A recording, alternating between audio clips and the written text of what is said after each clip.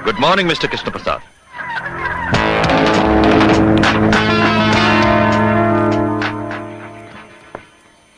बिना अपॉइंटमेंट के और तुम यहां? वक्त कम था इसलिए अचानक आना पड़ा। इस चेकबुक के हर पन्ने पर मैंने दस्तखत कर दिए हैं। रकम आप जितनी चाहे भर सकते हो, लेकिन मेरे बेटे को कानून के शिकंजे से छुड़ाना है, जिसे आपके भाई इंस्पेक्टर ज्वाला प्रसाद ने गिरफ्तार कर लिया है, और यह काम सिर्फ आप ही कर सकते हैं। तुम्हारे बेटे को जमानत की जरूरत है, हमारी नहीं।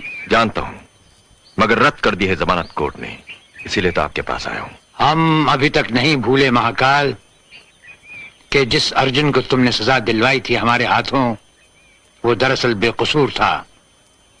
उसकी मां और उसके भाई के खून के बावजूद सजा अर्जुन को मिली, और जाती तहकीकात के बाद जब तक हमें पता चला, हम अर्जुन को सजा दिलवा चुके थे, और अर्जुन की बेगुनाही का सबूत कोई भी नहीं था हमारे पास।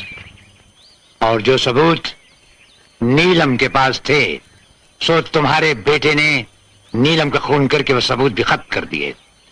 और अब महाकाल, तुम्हारे बेटे को कानून के लंबे और चौड़े हाथ वो जहां कहीं भी होगा, जैसे भी होगा, खींच लाएंगे। इसका मतलब आप मेरे बेटे को नहीं छुड़ाएंगे?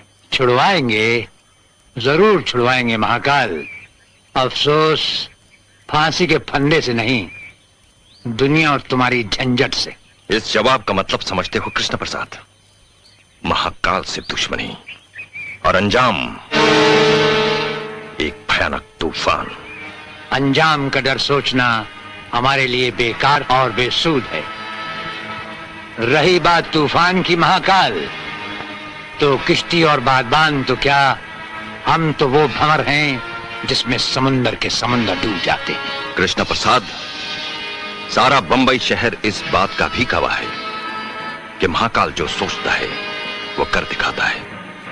अगर आप मेरे बेटे का केस नहीं लड़ेंगे तो आप उसके खिलाफ भी नहीं लड़ेंगे, और अगर आपने ऐसी गलती की तो उसका अंजाम सिर्फ मौत का तांडव होगा। याद रखो कृष्ण प्रसाद, मेरा नाम है महाकाल। काली का पुजारी हूं मैं। लिबास भी काला, धंधा भी काला, और दुश्मनों को जो कफन पहनाता हूं वो भी काला। काले धंधे वाले, ये अपने काले धन की सफेद चेकबुक तो लेता जा। रुको, एक बात हमारी भी सुनते जाओ काली के पुजारी।